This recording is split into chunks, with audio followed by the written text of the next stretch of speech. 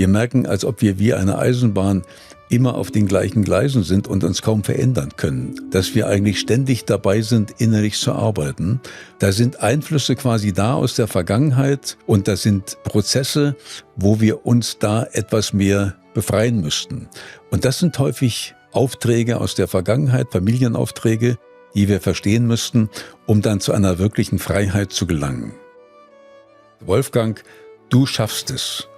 Solche Familienaufträge, die werden nicht mit einer Botschaft vermittelt, sondern die werden so indirekt, emotional im Grunde weitergegeben. Und nachdem ich das begriffen habe, hat mich das zutiefst entlastet, weil ich gemerkt habe, ich muss nicht nach diesem Familienauftrag im Grunde leben und die ganze Zeit durchs Leben hetzen. Mindseed mit Leon Heimann. Dr. Wolfgang Krüger ist Psychotherapeut und jemand, der mit 45 nochmal sein eigenes Leben komplett hinterfragt hat. Nicht, weil etwas offensichtlich falsch lief, sondern weil sich trotz Erfolg eine innere Unruhe nicht erklären ließ. Und genau da beginnt die eigentliche Spannung, denn er sagt, viele von uns leben ein Leben, das gar nicht wirklich ihres ist, sondern geprägt ist von unsichtbaren Aufträgen aus der Familie, von Erwartungen, die nie ausgesprochen wurden und trotzdem enormen Druck erzeugen. Dinge, die über Generationen weitergegeben werden, ohne dass wir sie bewusst wahrnehmen. Und plötzlich stellt sich die Frage, wie frei sind unsere Entscheidungen eigentlich wirklich? Ich wollte dieses Gespräch führen, weil ich gemerkt habe, wie viel ich davon selbst auch in mir habe. Dieses Gefühl, funktionieren zu müssen, etwas erfüllen zu müssen, ohne genau zu wissen, woher das kommt.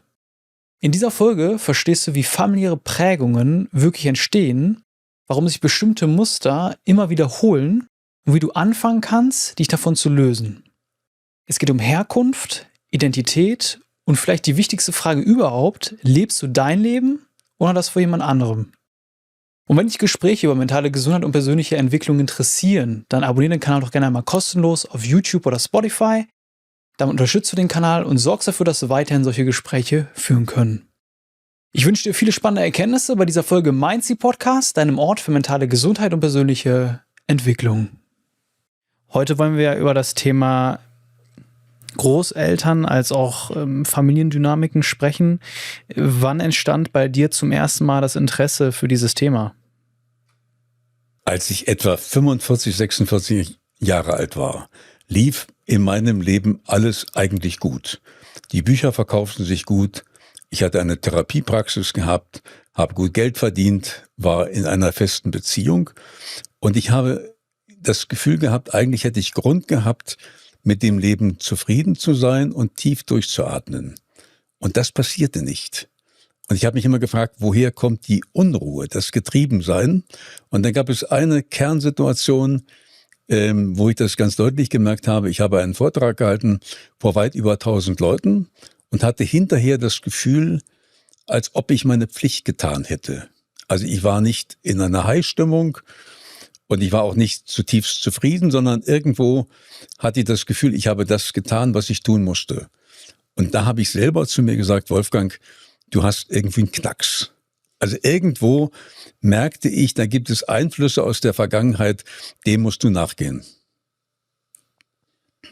Und was war dann intuitiv dein erster Schritt? Na, mein erster Schritt war, dass ich erstmal alle in der Verwandtschaft, Bekanntschaft gefragt habe, man solle mir möglichst Material zuschicken. Also alle Fotos. Nicht das große Problem war, dass alle Näheren in der Familie bereits verstorben waren. Also ich stand da und konnte fast niemanden mehr fragen und habe das sehr bedauert und habe mir gesagt, ich hätte vielleicht vorher einmal Gespräche führen sollen mit meiner Großmutter, als sie noch lebte. Und dann habe ich zunächst mal ganz, ganz viel Material bekommen und habe so eine Art Familienstammbaum gebastelt, der bei mir an der Wand hing. Das ist wie ein umgedrehter Weihnachtsbaum, wo man unten die eigene Person, dann die Eltern und dann die Verwandtschaft im Grunde reinschreibt. Und dann habe ich Gespräche geführt, ganz viele Gespräche mit der Verwandtschaft, Gespräche, die mich zunehmend gelangweilt haben, weil alle das Gleiche erzählt haben. Und was hast du dann erkannt, als du diesen Stammbaum aufgestellt hast? Es gibt ja in allen Familien ganz typische Gewohnheiten. Es gibt so Familienstimmungen und bestimmte Eigenheiten. Und in unserer Familie war es so, dass man wenig mobil war. Man hat sich wenig zugetraut. Man blieb quasi immer am gleichen Ort. Also man sah so eine gewisse, ja, je nachdem, Mutlosigkeit oder Verwurzelung quasi, die typisch war für meine Familie. Und was hast du dann mit dieser Erkenntnis angefangen? Weil es hat ja dazu geführt, ich versuche gerade nachzuvollziehen. Also okay, du hast gesagt, du hast dich da irgendwie nicht so richtig gut gefühlt, hast dann gesagt, okay, ich möchte mal tiefer in meine Familiengeschichte schauen. Das war so als du 45, 46 warst. Dann hast du den Stammbaum aufgestellt und hast du diese Erkenntnis gehabt, okay, wir waren immer sehr verwurzelt. Was hat dann dazu geführt, dass du jetzt dieses Buch geschrieben hast oder dass du auch heute gesagt hast, ich möchte in den Podcast kommen, weil das Thema, das brennt mir unter den Fingernägeln? Ich habe ja viele dann gefragt und hörte immer die gleichen Geschichten. Und dann merkte ich, hier stimmt irgendwas nicht. Ich habe gespürt, es gibt in allen Familien so eine Form von Familiensolidarität. Man hält zusammen. Und das bedeutet, dass man guckt, nicht gegen den Familienstolz zu verstoßen. Es gibt in jeder Familie so einen Stolz und daran hält man sich. Das heißt, man erzählt nicht, dass die Großmutter in der Psychiatrie war. Man erzählt nicht, dass der Großvater Alkoholiker war. Also alles, was problematisch ist, wird nicht erzählt, das wird weggelassen, das wird retuschiert und die Familiengeschichten, die werden sogar aufgehübscht. Also aus dem Briefträger wird ein höherer Postbeamter, aus einem kleinen Haus wird eine Villa.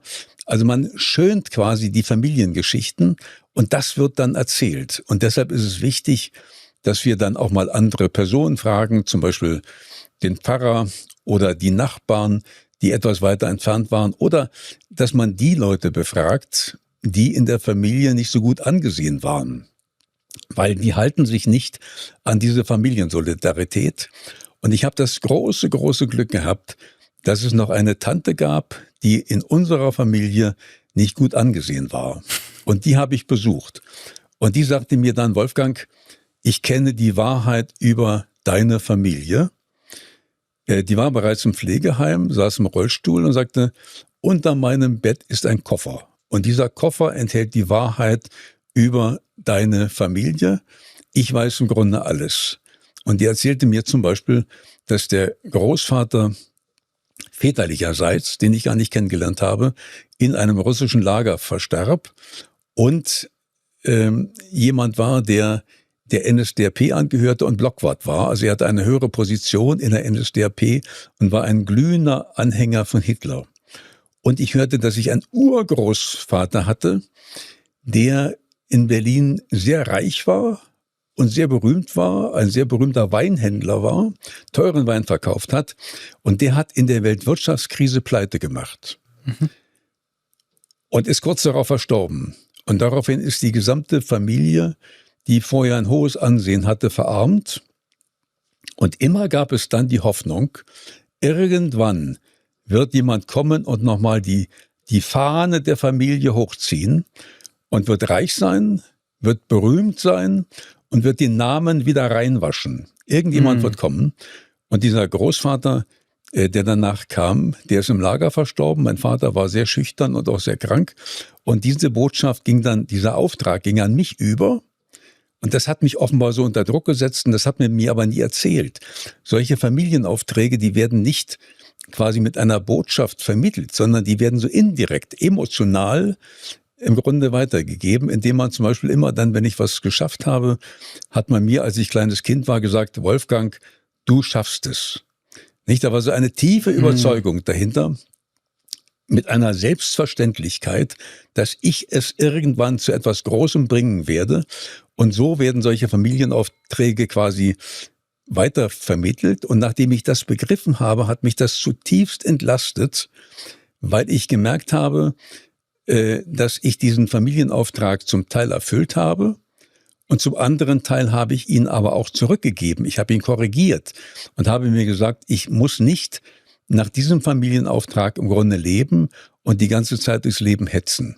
Manchmal kommen wir im Leben an einen Punkt, an dem wir spüren, dass wir Unterstützung brauchen. Die Gründe dafür sind so vielfältig wie das Leben selbst. Sei es durch Herausforderungen in der Familie, Konflikte in der Partnerschaft oder die Auseinandersetzung mit den eigenen Gedanken. Doch leider ist die Hürde für professionelle Hilfe oft noch immer viel zu hoch. Therapieplätze, die von den Krankenkassen übernommen werden, sind meist schwer zu bekommen und die Kosten für private Sitzungen kann sich schlichtweg nicht jeder leisten.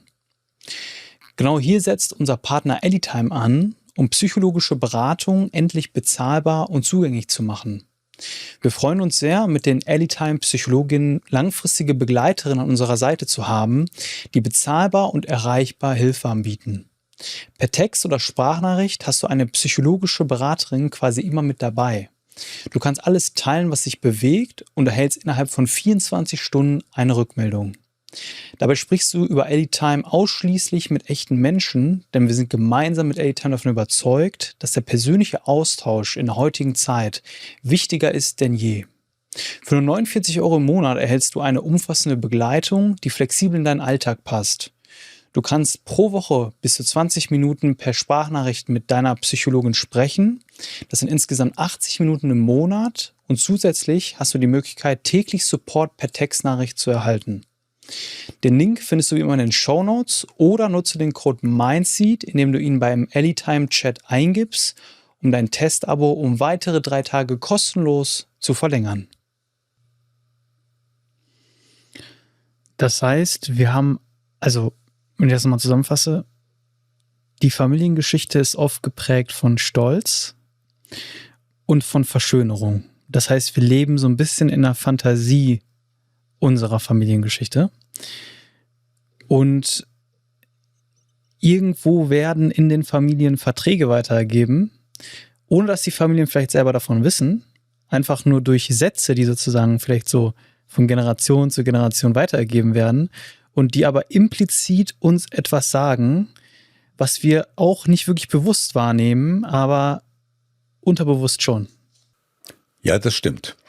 Wobei ich das gerne noch ergänzen würde. Wir haben in den Familien verschiedene Prinzipien. Das eine ist der Familienstolz und das andere ist natürlich auch die Weitergabe traumatischer Ereignisse oder die Weitergabe im Grunde von ungelösten Problemen, die dazu führen, dass in der Familie ein kollektives Schweigen entsteht. Also traumatische Ereignisse führen immer dazu, dass man Emotionen reduzieren muss. Wir müssen quasi die Ängste reduzieren, aber nicht nur die Ängste, sondern wir nehmen alle Gefühle zurück, wir dimmen alle Gefühle zurück, also auch Lebensfreude, Begierde, Leidenschaft, Entspannung, alles wird gedämmt, damit man den Alltag besser bewältigen kann. Und das bedeutet natürlich, dass man über diese Ereignisse nicht reden darf, dass man sie noch nicht mal denken darf.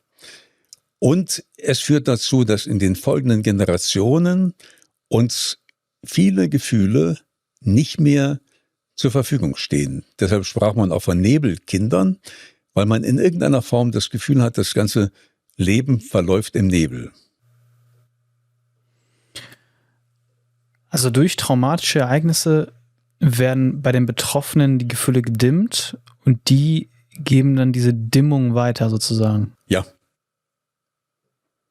Okay. Ja, ich habe jetzt mal kurz bei mich selbst nachgedacht, ne? Ich merke diesen Familienstolz, auf jeden Fall. Aber ich bin, glaube ich, irgendwo eine Ausnahme, dass ich nicht mit Stolz darüber so richtig rede. Also ich erzähle ja hier im Podcast auch viel, was wirklich passiert ist. Und irgendwas hat dazu geführt, dass ich eher an der Wahrheit interessiert bin, als jetzt den Stolz zu bewahren. Und ich kenne Freunde von mir, bei denen ist es anders. Es kann passieren, was wolle, und die würden das nicht öffentlich erzählen. Und die erzählen das auch nicht mal vielleicht ihren Freunden teilweise. Also es ist wirklich, und da wird auch, merke ich auch, da wird auch der Familienstolz, da werden die Geschichten so krass verschönert, dass ich ja manchmal denke, wenn die mir das erzählen, das ist wie so eine wie so eine Sagengeschichte, so, weißt du? Wo ich mir denke, okay, krass, deine Familie muss ja richtig krass sein. Es ist interessant, wie unterschiedlich Leute damit umgehen, und doch denke ich, kann man das vielleicht nicht pauschalisieren mit dem Stolz und dass es dann immer zu so einer utopischen fantasiereichen Geschichte gedreht wird. Das ist, glaube ich, nicht mal der Fall, oder? Das muss nicht so sein, dass du selber diesen Familienstolz im Grunde hast.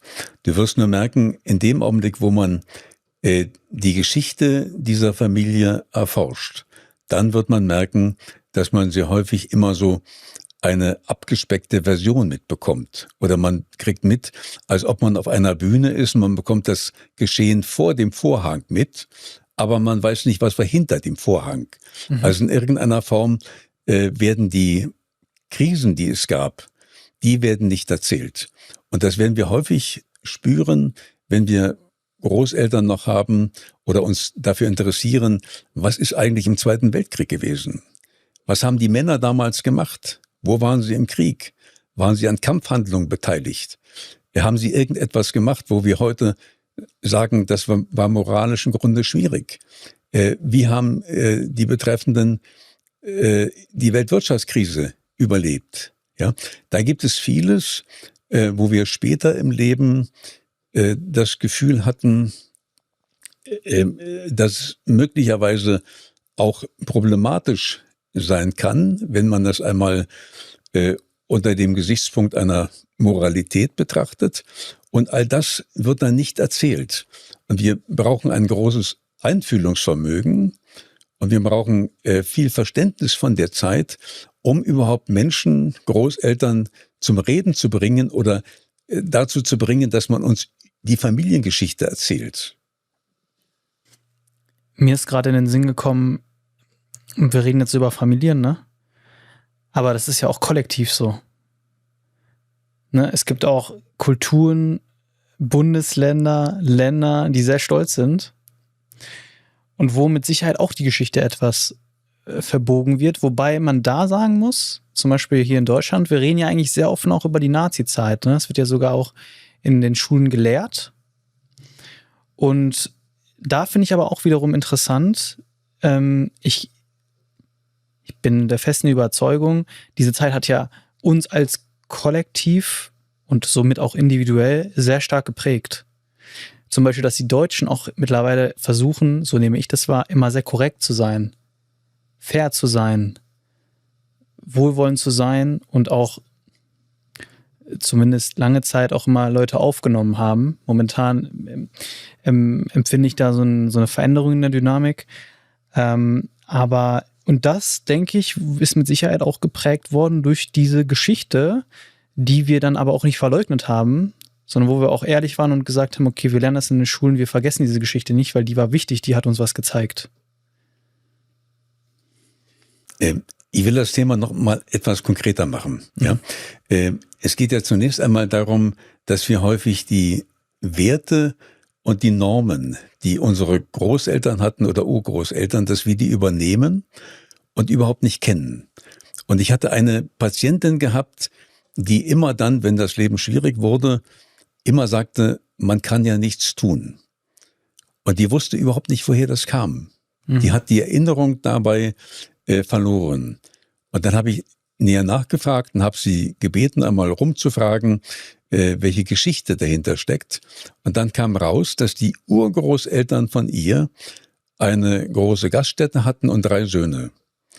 Und diese Söhne waren im Krieg und innerhalb einer Woche sind alle 3 Söhne in Stalingrad gefallen.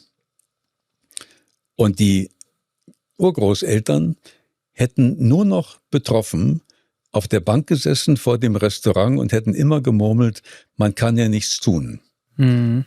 Und diese Grundüberzeugung, dass das Leben so schrecklich sein kann, dass man nichts tun kann, das hat sich von einer Generation an die andere weitergegeben, bis hin zu meiner Patientin, die aber überhaupt nichts mehr gewusst hat, wie diese Grundüberzeugung entstanden ist. Die wusste das nicht mehr, aber sie hat es zutiefst so empfunden. Und es war eine unendliche Befreiung für diese Patientin, einmal die Ursprünge dieser Überzeugung zu verstehen.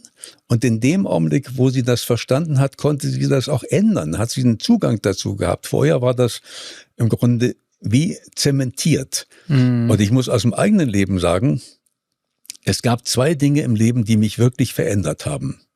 Das eine war das Thema Liebe Das fand ich immer, das war eines der zentralen Themen eigentlich meines Lebens. Und das andere war das Thema Großeltern, weil das Thema Großeltern hat, als ich begonnen habe zu begreifen, was da passiert ist, wie sehr das mein eigenes Leben beeinflusst hat, regelrecht manipuliert hat, welche Werte da waren. Mich hat selten etwas so gepackt, verändert, aufgeregt, im Grunde wie diese Thematik. Du hast jetzt mehrfach auch das Wort Großeltern gesagt. Warum? Das ist ja ein Teil der Familie, ne? Es gibt ja noch Tanten, Cousins, Eltern, Geschwister und so weiter und so fort. Welche besondere Rolle haben die Großeltern in der Familie? Na, zunächst einmal, wenn wir aufwachsen, bekommen wir das Leben der Eltern ja noch irgendwie mit. Wir wissen manchmal bestimmte Dinge nicht. Wir wissen manchmal nicht, wie waren die Eltern selber als Kind. Aber wir sehen ja die Stärken, die Schwächen der Eltern. Das bekommen wir ja täglich mit. Und wir haben bei den Eltern eine ganz deutliche Einschätzung, wer sind sie. Und das ist bei den Großeltern zunächst mal nicht der Fall. Wir erleben die Großeltern ja zu einem Zeitpunkt, wo die Großeltern bereits etwas ruhiger leben, normalerweise nicht mehr berufstätig sind. Und wir erleben sie, wenn es einigermaßen gut geht, als Menschen, die ruhiger sind, die schon mehr zu sich gefunden haben, die zugewandter sind. Die Welt der Großeltern ist, wenn es gut geht, eine Welt, wo wir das Gefühl haben von Angenommensein, von Zeit haben, von Sinnlichkeit. Da ist die Großmutter, die Kuchen backt und wir schlecken die Kuchenschüssel aus. Und wir haben so ein tiefes Gefühl im Grunde von Angekommensein. Nicht alle Untersuchungen sagen, dass wenn die Beziehung zu den Großeltern gut war, dass Kinder erheblich stabiler sind, besser in der Schule sind, besser reden können und ein ganz anderes Selbstbewusstsein haben, weil die ruhige Beziehung zu den Großeltern diese Kinder regelrecht trägt.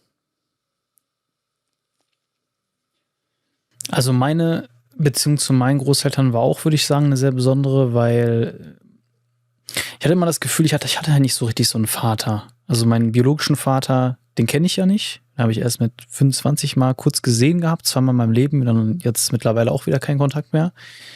Meinem Stiefvater hatte ich ja nie eine gute Beziehung und zu wem ich aber immer eine gute Beziehung hatte bis heute, ist mein Großvater. Also ich wusste auch immer, wenn irgendwas ist, ich kann zu ihm. Und deswegen hat sich da auch einfach eine sehr gute Beziehung aufgebaut. Ich hatte auch so eine Krankheit als Kind, Morbus Perthes, wo mein Hüftknochen etwas deformiert war und ich konnte dann wenig Sport machen. Das Einzige, was ich machen konnte, war schwimmen. Und wer ist dann mit mir schwimmen gegangen? Das war mein Großvater. Der ist immer einmal die Woche von einer ganz anderen Stadt, 45 Minuten nach der Arbeit, noch nach Bochum gefahren, um mit mir schwimmen zu gehen. Und man könnte jetzt denken, okay, krass, voll die krasse Aufopferung. Aber wenn ich ihn heute frage, und das habe ich ihn tatsächlich mal gefragt, was sind für dich die schönsten Erinnerungen so an mich oder auch an unsere Zeit, hat er gesagt, wenn wir schwimmen gegangen sind. Also ich denke, ich habe da auch eine besonders große Bindung, ne? Weil er erzählt mir zum Beispiel auch öfter, er hatte in meinem Alter oder auch Mitte 20, Anfang 20, hatte er gar nicht viel mit seinen Großeltern zu tun. Also ich glaube, die Bindung, die ich zu meinen Großeltern habe, ist eine sehr große. Und ich habe ihn tatsächlich auch mal gefragt, Wolfgang. Ich habe ihn mal gefragt, weil er ist jetzt auch schon Mitte 80. Und ich habe ihn gefragt, das war, glaube ich, letztes Jahr im Sommer, ob er was muss ich eigentlich wissen von deinen Eltern? Wie waren die drauf? Was haben die dir für Glaubenssätze gegeben? Was hast du von denen mitgenommen für Werte, Normen und so weiter? Und da fand ich auch sehr interessant, der Vater von meinem Opa, der war auch im Krieg. Und der war da, anscheinend wurde er da auch sehr stark traumatisiert, dass der nach einer langen Zeit dann auch nach Hause gekommen ist, wo er auch nicht da war. Und er hat eigentlich nie geredet. Also er hat nie geredet. Der war, ich glaube, einfach sehr schockiert vom Leben. Ja. Und das hat zum Beispiel dazu geführt aber auch, dass mein Opa hat, wie ich das mitbekommen habe, ein sehr freies Leben geführt. ein sehr freies Leben. Der erzählt mir manchmal so Sachen, dass sie mit 14 Jahren mit dem Fahrrad von Deutschland nach Italien gefahren sind. Also solche Sachen, die man sich heute auch gar nicht mehr vorstellen kann. Da gab es auch noch gar keine Autos und so weiter. Ne? Es hatte also kaum Autos so zu der Zeit. Aber Sachen, die man sich heute nicht mehr vorstellen kann. Also was ich so mitbekommen habe von meinen Großeltern, der Vater war eigentlich nie so wirklich da, glaube ich. Wahrscheinlich auch für deren Bedürfnisse. Die haben ein sehr freies Leben geführt. Und er war der einzige von den Brüdern, der das Privileg hatte, studieren zu dürfen.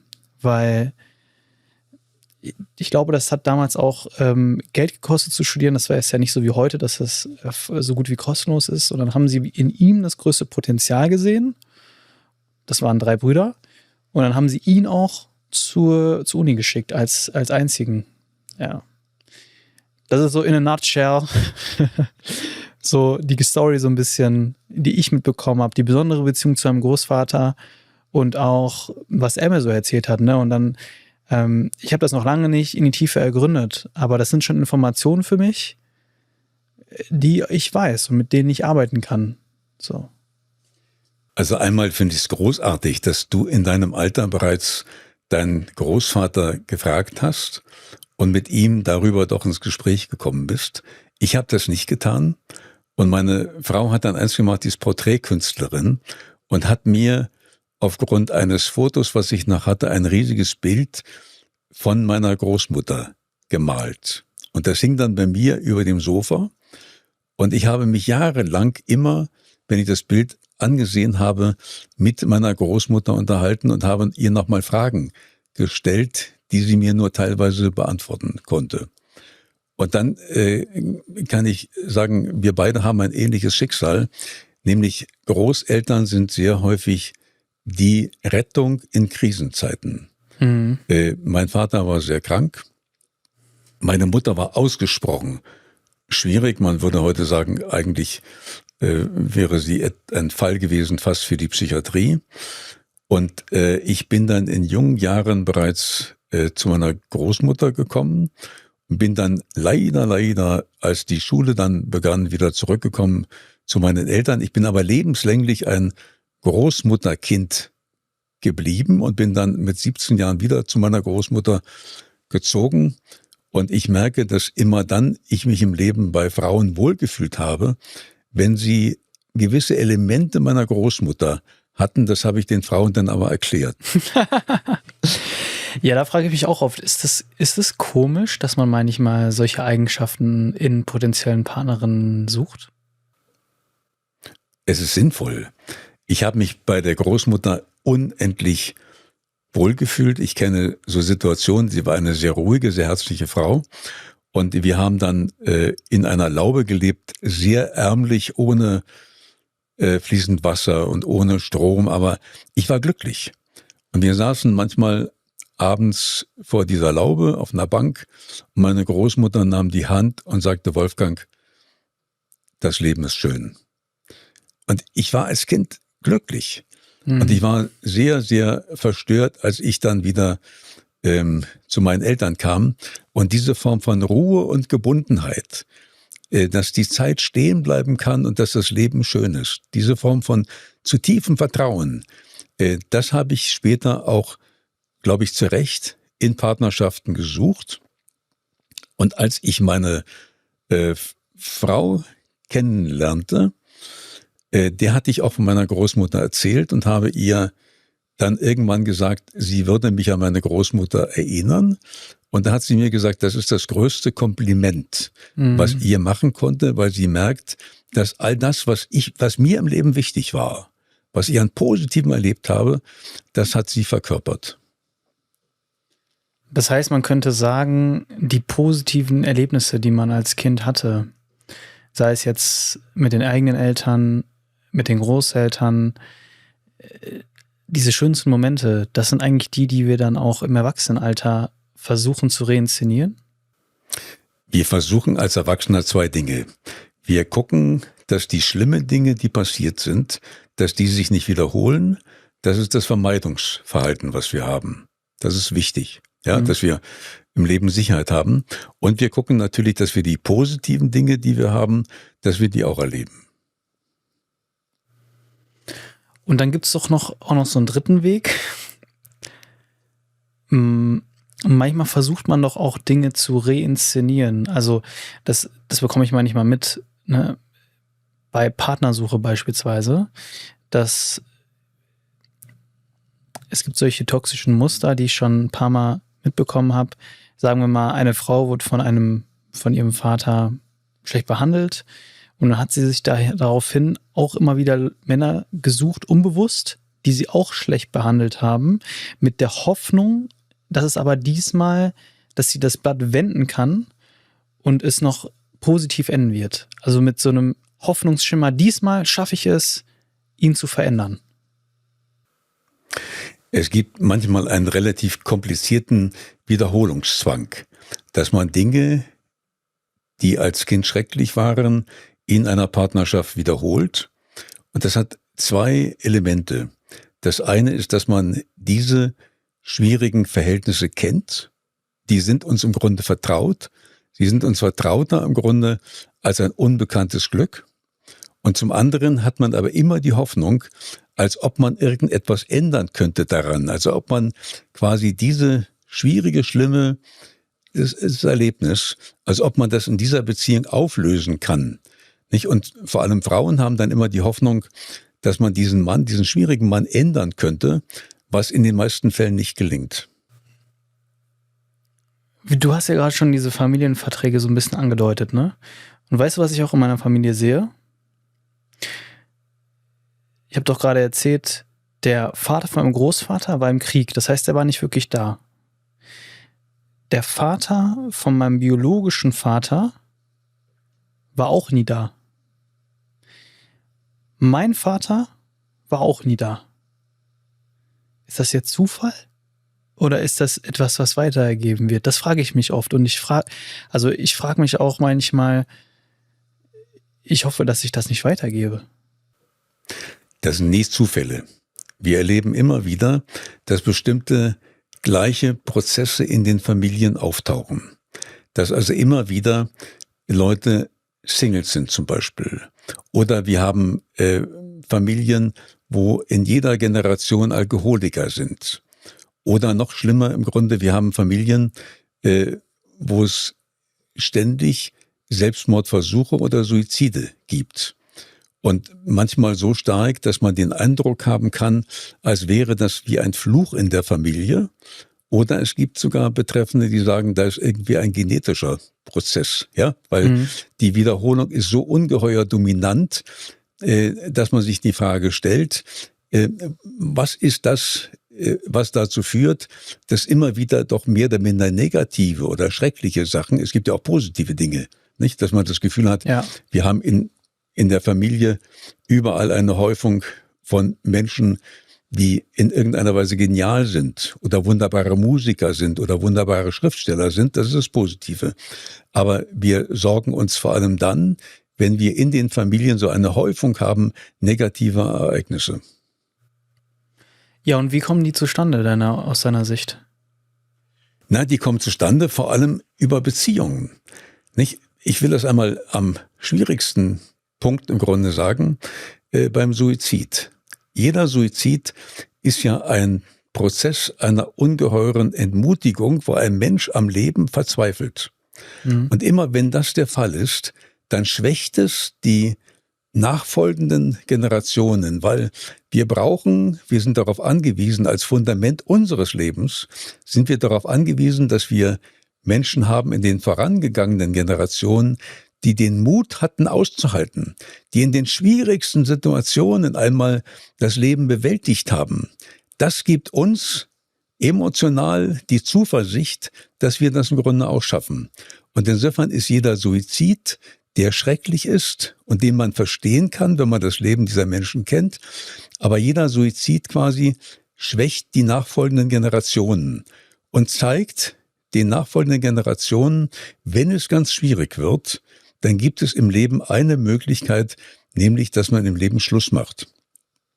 Und insofern wird hier etwas an die nachfolgenden Generationen an Schwächung und gewissermaßen, so merkwürdig wie das klingt, aber es ist auch ein Vorbild dafür, wie man möglicherweise Konflikte klären kann. Und das wird dann an die nachfolgenden Generationen weitergegeben und dadurch gibt es eine Häufung. Das heißt, wenn der Vater oder auch die Mutter immer wieder fehlt in einer Familiengeschichte. Ja, ich nehme jetzt einfach, würde jetzt mal die Hypothese aufstellen, es wird wahrscheinlich eher der Vater sein, der fehlt. Dann, und das vielleicht über 3, 4 Generationen, dann wird die Familie immer wieder strukturell geschwächt. Ja, natürlich. Das habe ich so noch nie betrachtet, das finde ich interessant. Ja, sie wird geschwächt, aber wenn Menschen zum Beispiel immer in Familien als Single leben oder als alleinerziehende Mütter, ist es eine Schwächung und auch eine Stärke.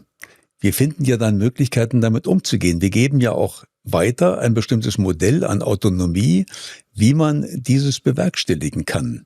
Und insofern wird ein Muster, ein Vorbild weitergegeben. Aber inwiefern ist das eine Stärke? Das habe ich jetzt nicht ganz verstanden.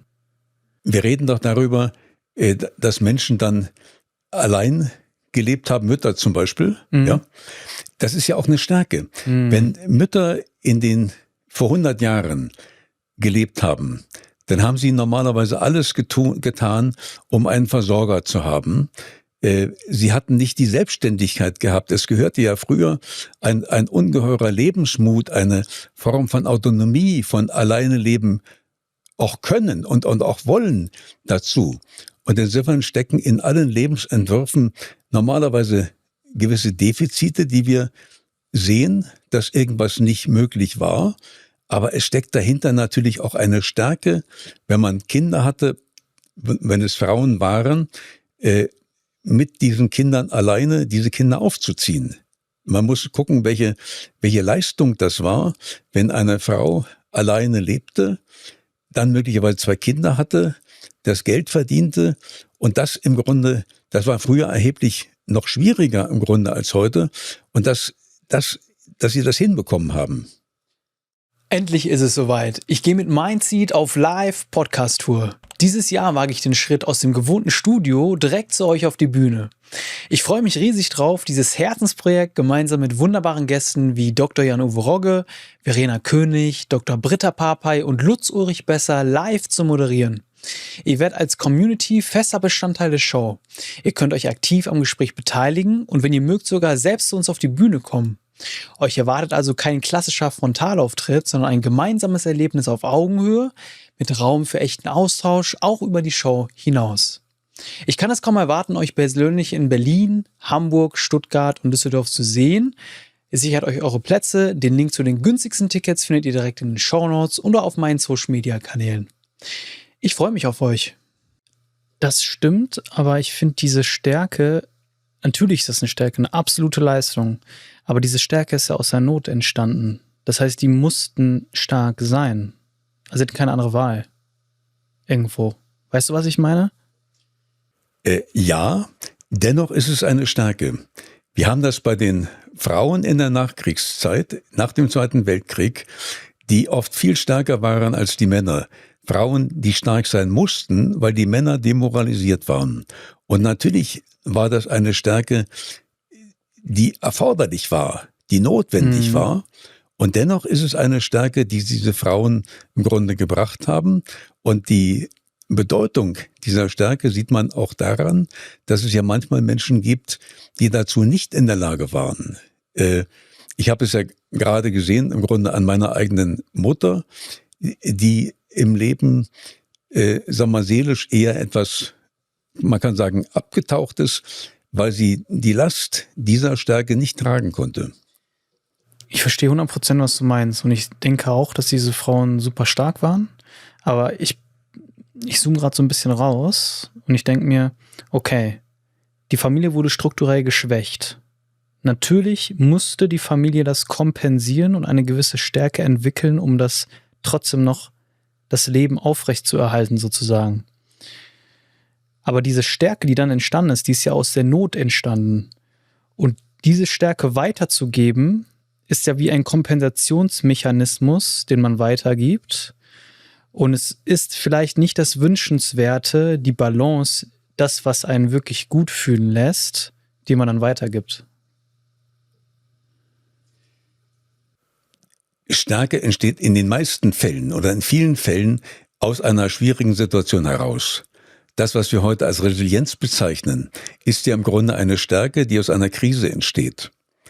Und natürlich wäre es manchmal wünschenswert, dass wir auch Stärken entwickeln aus einer ganz anderen, ruhigen Situation heraus. Nicht? Man hat ja das Gefühl, wenn du das bringst und erzählst, dass man so das Gefühl haben kann, dass diese Stärke vermischt ist auch mit einer großen Anstrengung oder dass das Element einer Krise deutlich wird.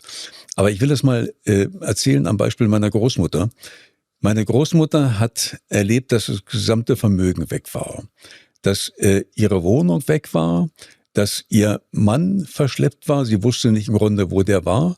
Also all das, was die Existenz ihres Lebens ausmachte, das war im Grunde weg. Und dennoch habe ich als Kind erlebt, dass meine Großmutter nie geklagt hat. Sie hatte immer eine Stimmung gehabt von Ruhe und von Heiterkeit. Und wenn ich sie manchmal fragte, wie es ihr geht, hat sie gesagt, mir geht es gut, ich habe den Krieg überlebt. Und dann sieht man, welche Maßstäbe damals jemand hatte dafür, was für ihn dann Glück bedeutete. Und ich habe meine Großmutter unendlich geliebt dafür, weil wir ja alle als Kinder spürten und ahnten, wie schwierig das Leben war.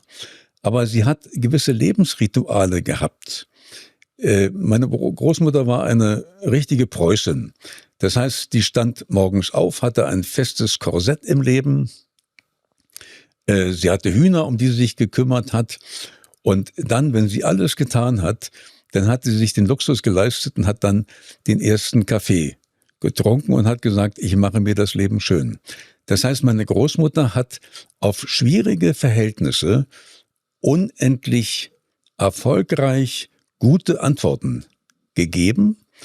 Und als Kinder haben wir das zutiefst bewundert, weil mir klar geworden ist, das hat mir meine Großmutter beigebracht, wie man schwierige Zeiten überstehen kann, indem man im Leben eine Struktur hat, indem man sich beschäftigt, indem man nicht zu viel Selbstmitleid hat, nicht zu sehr im Grunde klagt, sondern das Schicksal, was man hat, im Grunde annimmt.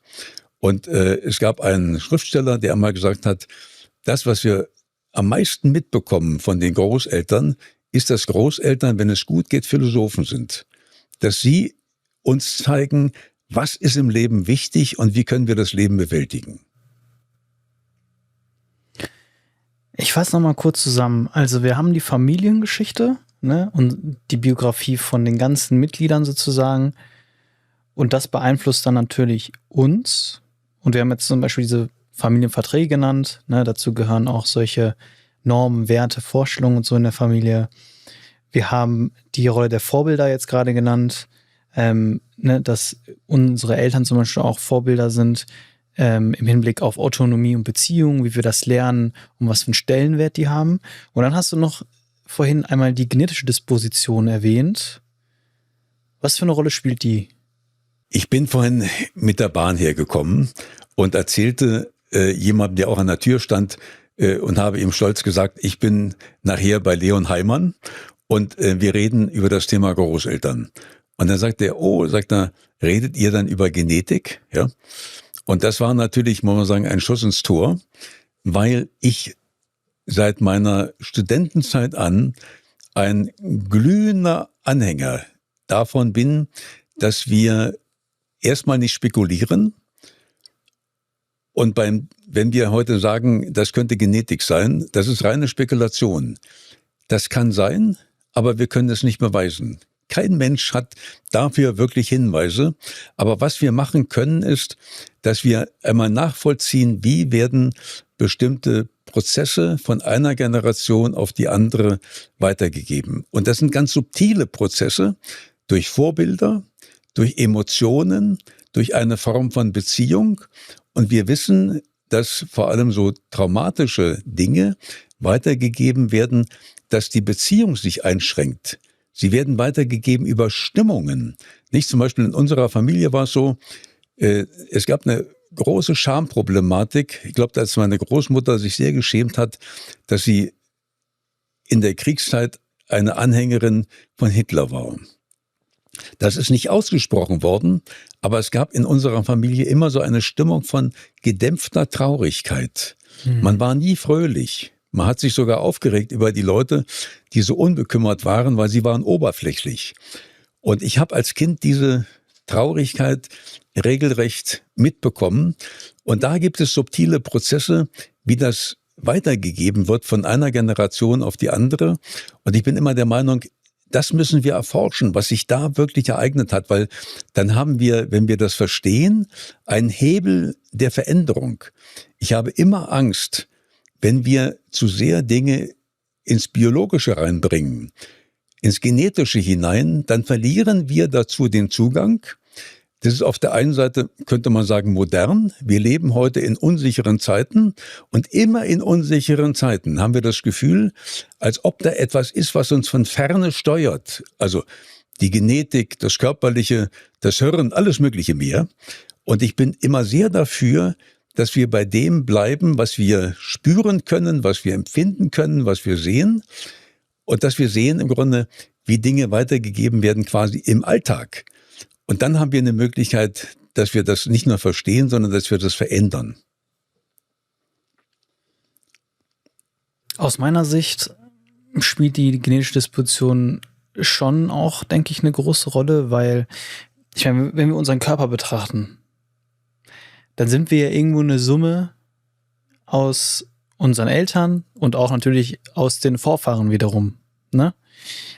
Aber was ich schön fand, was du jetzt gerade gesagt hast, ist so dieser Umgang damit. Also natürlich gibt es Leute, die dann auch am Nörgeln sind mit ihrem Äußeren und dann mittlerweile kann man sich ja auch operieren lassen und so weiter, ne? Aber im Grunde genommen, so erfahre ich das zumindest auch aus meinem Umfeld, so wie man aussieht, das nimmt man halt hin. Ja, so sehe ich aus. Natürlich hat das irgendwie ist das eine Rolle der Genetik von meinen Eltern und so weiter und so fort.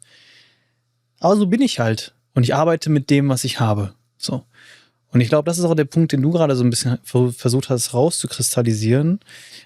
Oft suchen wir dann vielleicht nach Ursprüngen, warum sind wir heute so, wie wir sind, ne? Von der mentalen Gesundheit, von der Persönlichkeit und so weiter. Und klar, das ist auch eine genetische Disposition. Aber viel können wir ja daran nicht verändern im Grunde genommen, ne? Und vielleicht auch mit so einer gewissen Akzeptanz ranzugehen und den Blick auf das zu wenden, worauf wir Einfluss haben. Habe ich das richtig verstanden? Genau. Also ich bin dafür, dass wir einmal ganz genau gucken, wie bestimmte Prozesse in den Generationen sich auf uns übertragen und wo wir überall kleine Punkte finden, wo wir sehen, wie das an uns weitergegeben wurde. Ich will das einmal ganz konkret bringen. Ich hatte bereits als Kind relativ große Füße. Und meine Mutter ging mit mir in den Schuhladen und hat dann immer ganz stolz der Verkäuferin gesagt, mein Junge hat bereits jetzt große Schuhe. Der braucht große Schuhe. Ja? Das ist alles so ein Prozess gewesen, als ob ich in meinem Leben es etwas zu Großem bringen würde oder bringen muss. Ja? Ich habe, als mein Vater starb, im Nachttisch einen Zettel gefunden, ein kleines Tagebuch, wo er reingeschrieben hat, ich habe im Leben versagt, mein Sohn wird das erreichen, was mir versagt blieb. Ich habe mich so unter Druck gesetzt gefühlt, dass ich dann daraufhin diesen Zettel rausgerissen habe aus dem Tagebuch. Ich habe es verbrannt, weil ich das gespürt hatte, dass da so ein ungeheurer Druck entstand. Mhm. Ich habe das später nachher eingeordnet, dass ich gesehen habe, es war ja nicht nur mein Vater, der diesen Druck auf mich ausübte, in einer Erwartung. Interessanterweise heiße ich Wolfgang. Wolfgang war ein beliebter Name im Zweiten Weltkrieg. Wolfgang bedeutete der Kämpfer. Es war Inbegriff der Männlichkeit. Mein Vater fühlte sich sehr unmännlich. Man hat bereits bei der Namensgabe eigentlich eine bestimmte Erwartung gehabt, wer ich sein sollte. Und ich habe dann später, als ich dann von meinem Großvater, Urgroßvater gehört habe, da habe ich langsam die Zusammenhänge erkannt, was sich da im Laufe der Generationen quasi immer wieder weitergegeben wurde und was sich in meinem Leben quasi kulminiert hat, zusammengebraut hat, kann man sagen, an Kräften. Das war, dass die Katastrophe, also die Katastrophe meines Urgroßvaters in der Weltwirtschaftskrise und die Verzweiflung in der Familie, das ist der Ausgangspunkt gewesen eigentlich dessen, was sich nachher auf mein Leben ausgewirkt hat. Der ganze Druck im Grunde, da muss einer groß sein, vorbildlich sein, der muss im Leben richtig in die Öffentlichkeit gehen. Was ich jetzt mit dir tue, ist ja quasi eine Auswirkung, kann man sagen, dessen, was sich vor 100 Jahren ereignet hat in der Weltwirtschaftskrise.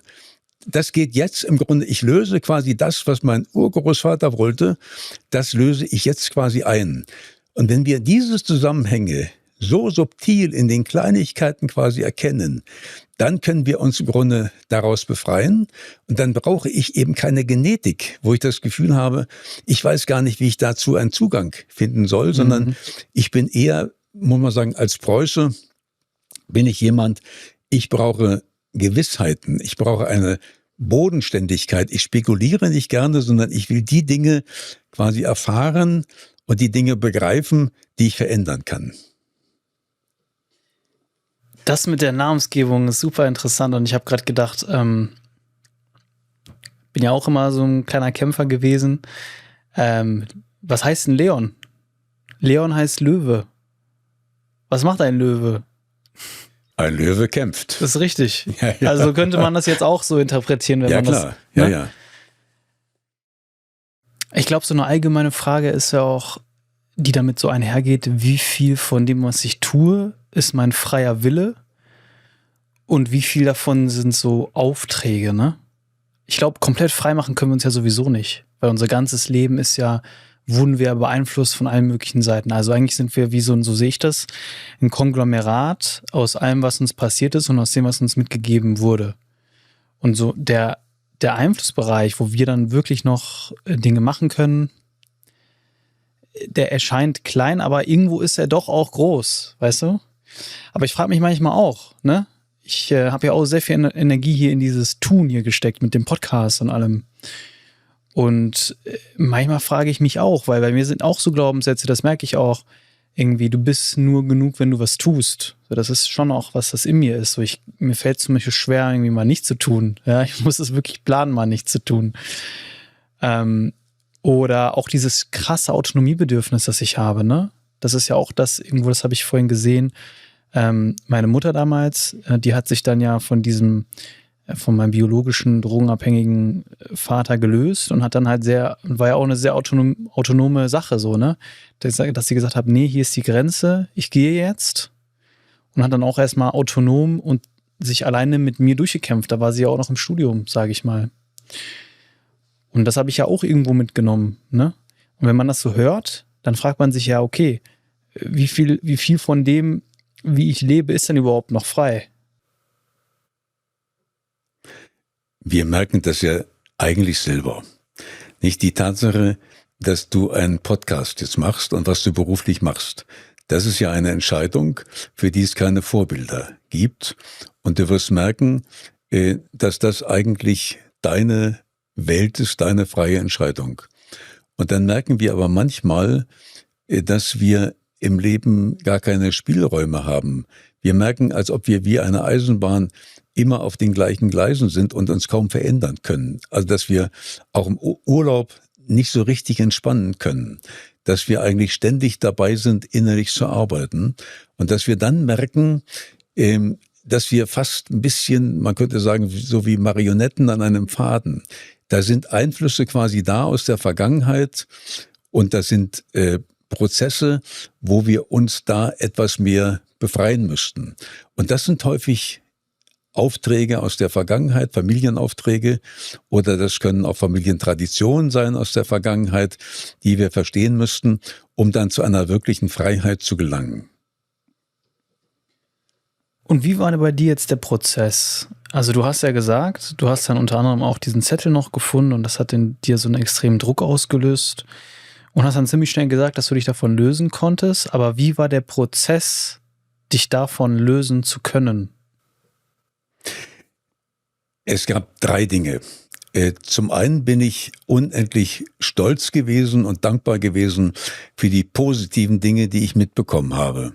weil in meiner Familie kam natürlich auch eine gewisse Skepsis auf. Was will der eigentlich? Will der irgendwas schlecht machen oder will der hinterher drüber schreiben? Also man hat Angst gehabt und ich habe alle beruhigt, dass ich im Wesentlichen auch das Positive dieser Familie sehe und dass ich auch sehe, wie man in schwierigsten Zeiten Dinge bewältigt hat und dass ich da eine tiefe Dankbarkeit hatte. Ich beschreibe es in dem Buch, dass wir quasi so uns eine Schatzkiste der positiven Ereignisse der Familie auch zimmern müssten, weil wir sonst zu sehr nur das Negative sehen. Und das muss ausgeglichen sein. Das Zweite, was ich gemacht habe, ist diese Familienaufträge. Das habe ich sehr deutlich erkannt. Und in dem Augenblick, wo ich das deutlich gesehen habe, hat sich für mich die Kraft, die Durchschlagskraft, die ich vorher verspürt habe, das hat sich sehr im Grunde entspannt. Ich konnte sehr viel lockerer dann sagen, das will ich weitermachen. Aber ich konnte mich dann frei entscheiden, was ich nicht will. Und das Dritte war aber, dass ich immer das Gefühl hatte, in einer Familie zu sein, die emotional so gedämpft war. Also dass nie richtig starke Gefühle waren, sondern das alles war immer so eine Form einer tiefen, ja, man kann sagen, Ruhe. Man hat es nicht gewagt, wirklich intensive Gefühle auszuleben. Und als ich dann aber einmal den Mut hatte, meine Großmutter bei den verschiedenen Situationen innerlich noch einmal zu begleiten, wie sie den Krieg erlebt hat, wie sie den Verlust ihres Mannes erlebt hat, wie sie rausgezogen ist. Und ich habe mich emotional an ihre Seite gestellt und habe mich gefragt, wie würde ich mich fühlen, wenn ich das so erlebt hätte. Da habe ich so stark die Ängste gespürt, fast die Verzweiflung, die Tatsache, was ihr alles im Grunde verloren ging. Und in dem Augenblick ist mir klar geworden, dass meine Großmutter nicht anders konnte, als so emotional eingeschränkt zu leben, weil sie sonst verzweifelt geworden wäre oder vielleicht verrückt geworden wäre angesichts der Dramen ihres Lebens. Und das Interessante war, dass dadurch habe ich das emotionale Schweigen in der Familie aufgehoben. Ich habe gemerkt, dass mir die Kraft der Emotionen, leidenschaftlicher zu sein, einmal eine ganz andere Form zu haben von Hoffnung, von ausgelassen zu sein, das stand mir wieder zur Verfügung. Also gewissermaßen, ich habe den Schlüssel gefunden, um dieses Schweigen, das emotionale Schweigen, was es in der Familie gab, wieder rückgängig zu machen. Und als du dann, deine Großmutter war ja zu der Zeit schon tot, richtig? Ja. Und du hast ja dann dieses Bild von deiner Frau gemalt bekommen und hast ihr dann diese Fragen gestellt und dann bist du sozusagen da nochmal in Verbindung mit ihr getreten. Was war ein Bild, das besonders eindrucksvoll war in diesem Prozess? Ich war zunächst einmal, als ich das alles gemacht habe, verwirrt, weil ich sehr vieles erfahren habe von meiner Großmutter, was eher negativ war. Also meine Großmutter war eine ausgesprochen herzliche, lebensweise Frau und dass sie eine glühende Anhängerin war von Hitler, dass sie mit einem Nazi verheiratet war, der Blockwart war.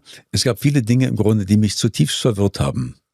Und ich habe dann gemerkt, ich kann nicht aufhören mit dieser Forschungsarbeit und das so stehen lassen, weil es nur die Hälfte gewesen wäre. Ich habe mich zu sehr entfremdet gefühlt. Warum war sie ein Anhänger von Hitler und warum hatte sie auch einen Nazi als Mann? Hast du das rausgefunden? Also ich habe eine Vermutung, warum sie Anhängerin war. Meine Großmutter entstammte einer ganz reichen, angesehenen Familie, die dann in der Weltwirtschaftskrise pleite gemacht hat. Die haben einen Konkurs hingelegt und sind dann regelrecht verarmt. Und ich glaube, dass meine Großmutter eine tiefe Sehnsucht hatte nach einem starken Mann, der noch einmal diese gesamte Situation, die sie als sehr beschämend erlebt haben müssen und als schwierig, man muss irgendwo das Gefühl gehabt haben, eine Rettungsfantasie, dass jemand da ist, der ihr Leben oder das Leben in Deutschland noch einmal zu einer gewissen Stärke führen wird. Ich glaube, dass meine Großmutter da zutiefst eine Rettungsfantasie hatte. Denkst du, dass diese Rettungsfantasie allgemein damals in Deutschland bestand? Weil Hitler ist ja auch an die Macht gekommen aufgrund von vielen Menschen, die ihn unterstützt haben oder die an ihn geglaubt haben oder die ihn toll fanden, die an seine Vision geglaubt haben. Denkst du, diese Rettungsfantasie hat allgemein in der Gesellschaft bestanden? Und wenn ja, warum hat die bestanden? Na, ich glaube, dass bestimmte Prozesse immer nur erklärt werden können aufgrund von Unsicherheit von Menschen und auch von finanziellen Tragödien. Und die hat es damals gegeben, dass ein großer Teil des Mittelstandes verarmte aufgrund der Weltwirtschaftskrise und dass natürlich eine tiefe Unsicherheit aufgrund der gesamten ökonomischen Verhältnisse da war.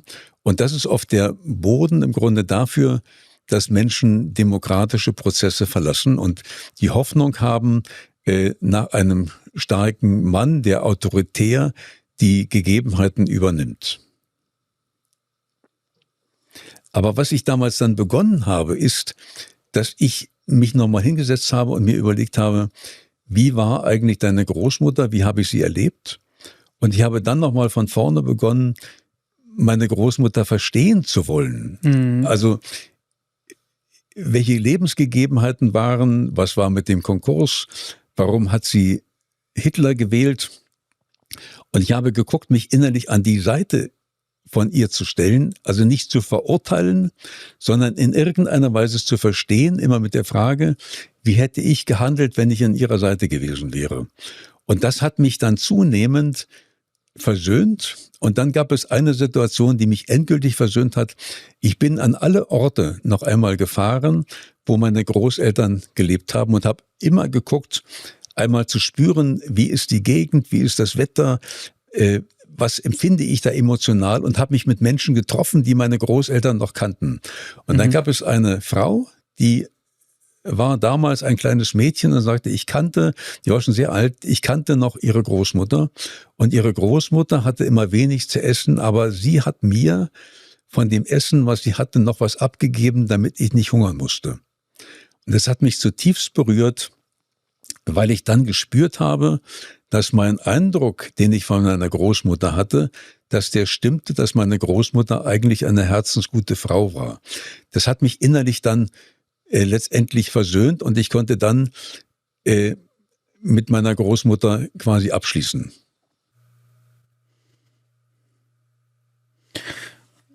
Und was denkst du, also du hast dann ja dadurch, dass du dann das alles so ein bisschen hinterfragt hast und versucht hast nachzuvollziehen und so, hast du dann ja auch ihre Persönlichkeit besser verstehen können. Und das ist ja eigentlich der Sinn der Arbeit, dass man sozusagen versucht, wenn ich das richtig verstanden habe, diese ganzen Protagonisten in der Familie besser zu verstehen, nachvollziehen zu können, warum haben die so gehandelt, warum wären denen die folgenden Normen und Werte und so weiter wichtig, um sozusagen wiederum sich klarer zu werden, okay, warum vielleicht bin ich auch zum Stück so, wie ich bin und was für Aufträge habe ich vielleicht und gehören die überhaupt zu mir? So, will ich das überhaupt so annehmen oder will ich die vielleicht auch, du hast ja auch gesagt, du hast dann auch einen Teil davon wieder abgelegt, ne? Ja. Was hat dir diese Forschung über deine Art und Weise, wie du in Beziehungen mit Frauen gehst, also über Liebesbeziehungen gezeigt? Es hat zunächst einmal hat diese Erforschung der Großeltern mein Leben komplett verändert. Ich habe das Gefühl gehabt, dass ich danach ein anderer war als vorher. Es gab eine ungeheure Veränderung und die Veränderung hat sich auch auf das Thema Frauen ausgewirkt. Ich musste ja, das war der Familienauftrag, eigentlich immer der Starke sein. Ich musste derjenige sein, der die Familie rettet, der den Stolz wieder aufrechterhält. Das bedeutete, dass ich quasi zu allen Schwächen, die ich hatte, immer eine relativ gespaltene Einstellung hatte. Ich bin bei allen Vorträgen, die ich gehalten habe, hatte ich immer den Anspruch gehabt, perfekt zu sein, super zu sein. Man kann sich vorstellen, mit welcher inneren Anspannung, also wie ich geschwitzt habe bei allen Vorträgen. Ich hatte natürlich immer so eine Form von Lampenfieber gehabt, was ungeheuer war, weil ich natürlich immer das Gefühl hatte, ich muss es besonders gut machen. Und dieser Anspruch, der hat natürlich auch meine Beziehung zu Frauen geprägt. Ich war meist mit Frauen zusammen. Ich hatte sehr lange Beziehungen gehabt, aber ich war meist mit Frauen zusammen, die erheblich jünger waren und die mich als den Großen und Starken angesehen hatten. Und das war natürlich auf die Dauer immer etwas anstrengend. Und ich merkte dann so mit Mitte 40, dass ich einmal krank war und gespürt habe, das ist nicht die Rolle, die ich mein Leben lang spielen kann. Ich muss eine andere, gleichberechtigte Form haben von Partnerschaft, wo ich auch einmal krank sein darf, wo ich schwach sein darf, wo ich verzweifelt sein darf und wo das auch einen Platz hat in dieser Partnerschaft. Und ich habe daraufhin noch einmal neu begonnen zu suchen und habe mir gesagt, ich möchte eine gleichberechtigte Partnerschaft haben, wo sowohl ich als auch diese Partnerin eine Form von Stärke haben, wo wir uns gegenseitig unterstützen und uns manchmal auch im Leben tragen können, wenn der andere Schwierigkeiten hat. Und diese Partnerschaft habe ich gefunden. Und das ist ein ganz anderes Modell als das, was ich als junger Mann im Grunde hatte. Als junger Mann bin ich mal aufgelebt, wenn ich mit Frauen zusammen war, die meine Hilfe brauchten und die Probleme hatten. Da war ich da. Das war eine ganz glänzende Rolle. Ich fühlte mich auch wohl dabei. Ich war dann im Grunde auch sehr verliebt. Aber das war eine Rolle, die ich nicht mehr durchhalten konnte und nicht mehr durchhalten wollte. Und insofern habe ich mich so in der Mitte des Lebens, da ging auch die 50 zu, dazu entschlossen, noch einmal eine ganz andere, ich sage jetzt mal erwachsene Partnerschaft einzugehen, wo ich auch mal im Leben schwach sein kann und die Partnerin habe, die damit gut umgehen kann. Und insofern hat diese ganze Großelternforschung mein gesamtes Leben umgekrempelt, samt Partnerschaft. Mhm. Und für die Zuhörerinnen, die jetzt die ganze Zeit schon so geduldig zuhören, und die sich vielleicht fragen, ja, ich merke, ich habe da auch so ein paar, ich fühle mich manchmal blockiert, ich frage mich auch manchmal, ich habe diese gewisse Glaubenssätze irgendwie gefühlt in mir drin, weiß nicht genau, wo die herkommen, ich würde mir das mal gerne genauer anschauen. Was ist von dir so eine Step für Step oder Schritt für Schritt Anleitung, wie man das aus deiner Erfahrung jetzt angehen könnte?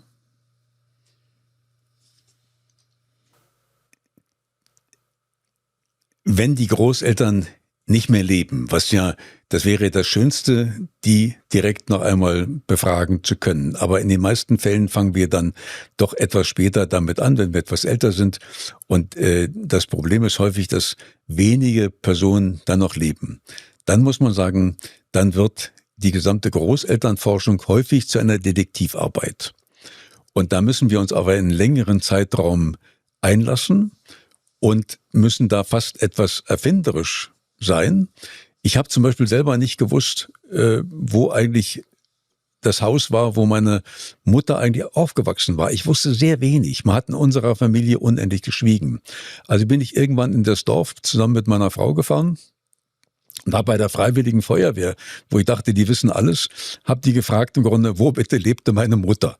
Und da haben die gesagt, das wissen wir doch auch nicht. Und haben mich zum nächsten Bauern geschickt. Und der schickte mich dann zu der Bürgermeisterin und die hat dann alle Leute angerufen, die älter waren als 70 und hat gesagt, hier ist ein junger Mann aus Berlin im Grunde. Wer weiß etwas von Frau Lissmann? Ja, ich sage euch dann auch Bescheid. Und da hat sie 30 Leute angerufen und keiner wusste Bescheid. Und irgendwann mal kam jemand, der sagte, ich bin derjenige, ich bin Verwandtschaft im Grunde, ich weiß das. Ja, ich will damit sagen, ich habe ungefähr 3 Jahre zugebracht und wir haben mit großem Interesse und immer wieder Leute fragen, haben wir nacheinander geguckt, rauszukriegen, was ist eigentlich gewesen. Ich habe dann das Glück gehabt, dieser Tante, die diesen Koffer dort hatte. Aber insgesamt war es eine Sucharbeit, die mich zunehmend in den Bann gezogen hat, wo ich das Gefühl hatte, ich habe geahnt, welche Bedeutung das hat, und ich habe geahnt, wenn ich das tue, dann werde ich nochmal ein ganz anderes Leben haben, was mich regelrecht von bestimmten Dingen befreit. Ja, und ich habe mit einer großen Faszination eigentlich viel Zeit aufgewendet, und immer im Urlaub bin ich irgendwo hingefahren, um das zu tun. Und ich habe die vielen kleinen Schritte im Buch genauer beschrieben, weil ich das Gefühl hatte, man kann das nur beschreiben, wenn jemand diese Schritte selber gegangen ist. Das sind keine abstrakten Dinge, sondern das sind Erfahrungen, die man beschreiben kann, wo man dem anderen zeigt, welche Schritte notwendig sind, um das gut erreichen zu können. Wir machen eine ganz kleine Pause, in der ich euch einmal daran erinnern möchte, wenn ihr das Video hier auf YouTube schaut, einmal auf den Like-Button zu klicken, und wenn ihr das Ganze auf Spotify anschaut oder anhört, uns bitte einmal eine Bewertung zu hinterlassen. Damit sorgst du dafür, dass weiterhin solche Gespräche führen können. Danke für eure Unterstützung, und jetzt zurück zur Folge. Und du sagst ja auch, dass das kein einfacher Weg ist. Ich finde, das zeichnet auch nochmal schön ab, ne? Wie wertvoll das ist, wenn Menschen noch da sind. Wie wertvoll das ist, wenn wir noch mit Menschen reden können. So, ich bin auch total dankbar, dass mein Opa noch da ist. Mir ist bewusst, dass der jederzeit gehen könnte. Und das ist ein großes Geschenk, dass wir noch mit denen sprechen können und die uns von ihrer Erfahrung berichten können, von ihrer Perspektive, von ihren Reisen und so weiter und so fort, weil jetzt, wo du das so erzählst, wird mir klar, wie viel Arbeit das war, ne? Auch so bist ja so an die Orte gereist und so, um das nachvollziehen zu können. Weil wenn diese Leute nicht mehr da sind, dann bleibt einem fast schon keine andere Wahl, ne? Und das zeigt mir nochmal auch so die Schönheit der Präsenz einer Person, die du fragen kannst. Und oft vergessen wir das so im Alltag, glaube ich. Oft nehmen wir jetzt als gegeben hin, wir nehmen es hin, als wäre es für immer so, ja, dass man noch mit Menschen sich unterhalten kann, dass man sie nochmal was fragen kann und so weiter und so fort. Dabei ist es das nicht. Ich gebe dir völlig recht. Und aus dem Grunde habe ich eben die Familiengeschichte für mich auch aufgeschrieben. Ich bin überzeugt, das Wichtigste, was wir für die Enkelkinder vererben können, ist nicht das Geld, sondern wir müssen den Enkelkindern zeigen, welche Wurzeln sie haben, was mit uns selber war. Sie müssen die Vergangenheit kennenlernen, und es ist unendlich. Deshalb würde ich an jeden appellieren, wenn er soweit ist, das erforscht zu haben, das möglichst aufzuschreiben, damit dieses Wissen nicht verloren geht. Du hast gesagt, dass man sich auch durchaus Unterstützung holen sollte an bestimmten Stellen. Vielleicht können wir darauf nochmal kurz eingehen, ne? Also nehmen wir jetzt mal an, eine Person gibt sich auf diese Reise.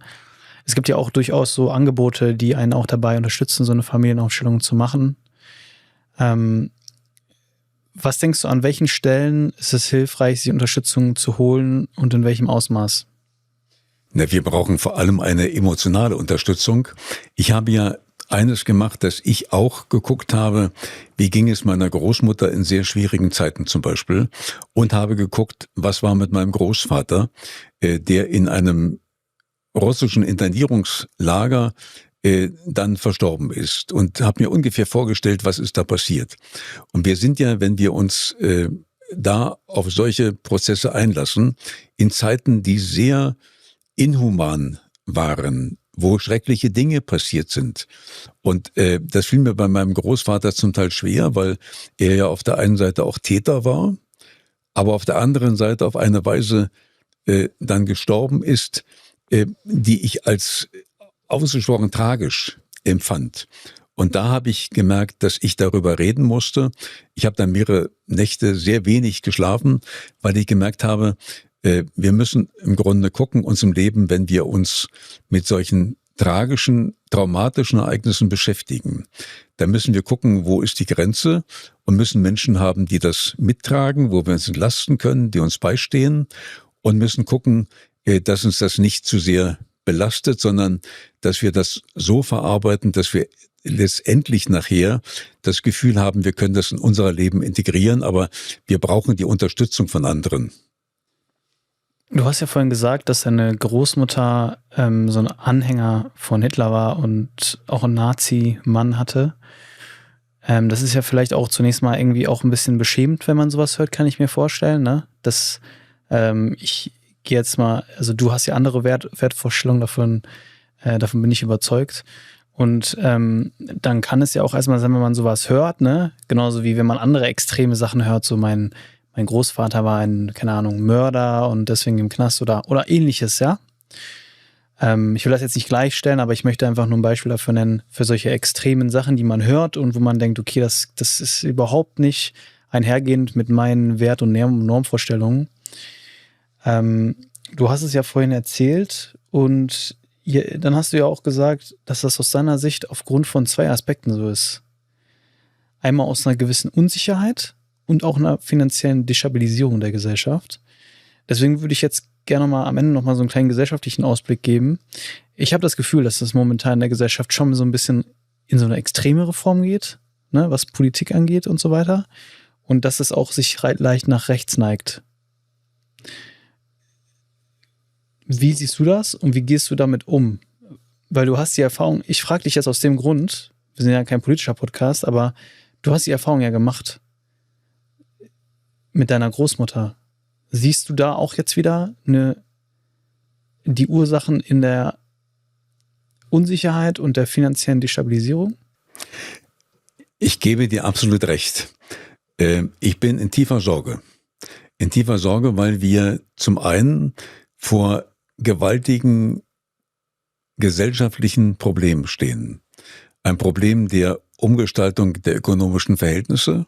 Wir merken, dass zunehmend die Art, wie unsere Wirtschaft aufgebaut ist, sich im Grunde verändert, dass wir Konkurrenz kriegen aus China und aus anderen Ländern. Und wir merken, dass Arbeitsplätze verloren gehen und dass hier entsteht ein Maß an Unsicherheit, was in den letzten Jahrzehnten nicht aufgetaucht ist. Wir kommen ja aus einer Zeit, wenn ich an die Studentenbewegung denke, wo wir immer das Gefühl haben, wir konnten stolz sein auf die eigene Wirtschaft, Made in Germany. Wir konnten uns auf die eigene Tüchtigkeit und Kreativität im Grunde verlassen. Und hier entsteht mittlerweile Unsicherheit, dass wir das Gefühl haben, es kommt zu strukturellen Veränderungen unserer Wirtschaft in einem Ausmaße, was wir bisher nicht hatten. Zusätzlich haben wir zunehmend Kriege auf aller Welt, eine Unsicherheit des Umganges national miteinander und wir haben die Klimakatastrophe und wir leben in einer Zeit von Verunsicherung, auf die wir Antworten geben müssen. Und die große Problematik besteht aber darin, dass wir zunehmend in der Gesellschaft eine Entsolidarisierung haben. Das heißt, ich bin überzeugt, dass wir die Probleme, die wir haben, nur lösen können in einem Prozess von Solidarität und des Miteinander. Was aber passiert, ist eine Entsolidarisierung. Also wir sehen, dass immer mehr Menschen Singles sind. Wir sehen, dass die Zahl derer, die Freundschaften für wichtig halten, zurückgehen. Wir sehen, dass die Spaltung in der Gesellschaft, dass man miteinander redet, zunimmt. Dass man kaum noch, wenn man in politischen Gruppierungen ist, miteinander redet. Und dieses alles führt eigentlich dazu, dass sich demokratische Prozesse auflösen. Und insofern muss ich sagen, ich gucke mit einer großen, ja fast einer gewissen Angst, mit einer tiefen Besorgnis auf die Prozesse im Grunde, die wir haben, weil ich das Gefühl habe, es geht in eine Richtung, die ich mir nicht wünsche. Ich würde es gerne noch mal kurz hervorheben. Ich habe es ja am Anfang gesagt, dass ich das irgendwie auch sehr verbindend finde. Also wir haben heute über Familie gesprochen, in kleineren Kontext. Und was ist, wenn wir viele Familien zusammentun? Dann ist es im Endeffekt unsere Gesellschaft. Ja. Ne? Und du hast über diesen Prozess der Solidarität und des Miteinanders gesprochen. Das ist im Endeffekt der Prozess, den du heute auch über deine eigene Familie erzählt hast. Und auch nochmal aus der Sicht eines Psychotherapeuten. Da kann man ja auch sagen, meine Familie ist, ich grenze mich von ihr ab, weil die Familie ist schlecht und ich gehe meinen eigenen Weg. Aber das ist ja auch nicht der Weg gewesen, sondern es war ein Weg der Solidarität und des Miteinanders. Ich versuche, meine Familie zu verstehen. Ich begebe mich nochmal in die Rolle, um den ganzen Prozess besser zu verstehen, die Dynamik und somit auch mich selbst. Und ich finde, das hat sehr viel Parallelen zur Gesellschaft. Ich kann das sehr bestätigen. Ich habe, als ich sehr weit war in der Familiengeschichte, einmal in der Kirche gesessen, in der meine Großmutter mütterlicherseits, die ich nicht kannte, wo ich weiß, die ging dort immer in die Kirche und die wurde dort auf dem Friedhof begraben. Und ich habe, da war ein Konzert, eine tiefe Ruhe gespürt, weil ich gemerkt habe, ich bin Teil einer Generationenkette. Und es gab vor mir viele Menschen, die gelebt haben, die gefeiert haben, die gekämpft haben und mitunter verzweifelt waren. Und ich bin ein Teil dieser Gemeinschaft. Und wenn ich sterbe, werden andere nach mir kommen. Ich bin quasi ein Mittler, mittendrin in diesem Prozess. Und das hat mich zutiefst beruhigt, weil ich glaube, das Schlimmste im Leben, was wir haben, ist Einsamkeit. Dass wir das Gefühl haben, wir sind allein auf der Welt und in irgendeiner Form wissen wir gar nicht, wohin und wofür. Und in dem Augenblick habe ich gespürt, dass ich ein Teil bin dieser großen Familienkette und Generation. Und das hat mich zutiefst beruhigt und es hat mich auch gestärkt. Und vielleicht ist genau das Problem, weil Menschen sind halt immer mehr isoliert.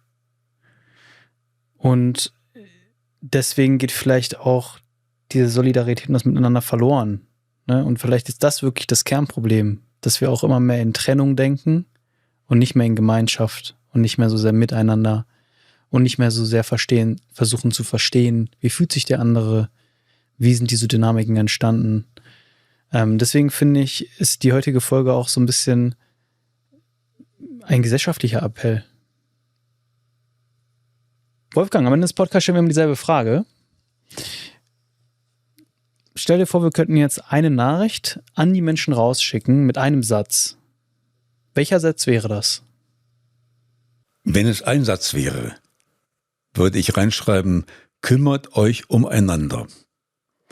Das ist das, was ich eigentlich jeden Tag im Grunde tue und dass wir immer gucken, quasi Menschen zusammenzubringen und dass wir Treffen haben und Projekte haben, aber dass wir diese Vereinzelung, die es gibt, dass wir die aufheben. Wolfgang, wo können die Menschen dich finden? Mich kann man finden in meiner Homepage, im Internet, bei Instagram, bei YouTube, eigentlich überall. Wenn man meinen Namen eingibt bei Google, Wolfgang Krüger, dann kommt man sofort auf meine Homepage. Ich bin da ganz weit oben und da findet man auch alle meine Bücher. Die Links zu Wolfgang findet ihr in der Beschreibung, unter anderem auch zu seinem Buch Die Geheimnisse der Großeltern. Wolfgang, vielen lieben Dank, dass du heute zum 3. Mal bereits im Podcast warst und zum 2. Mal aber hier allein mit mir. Letztes Mal waren wir ja mit der Jael Adler hier zusammen. Vielen lieben Dank. Ich danke dir sehr für diese Fragen.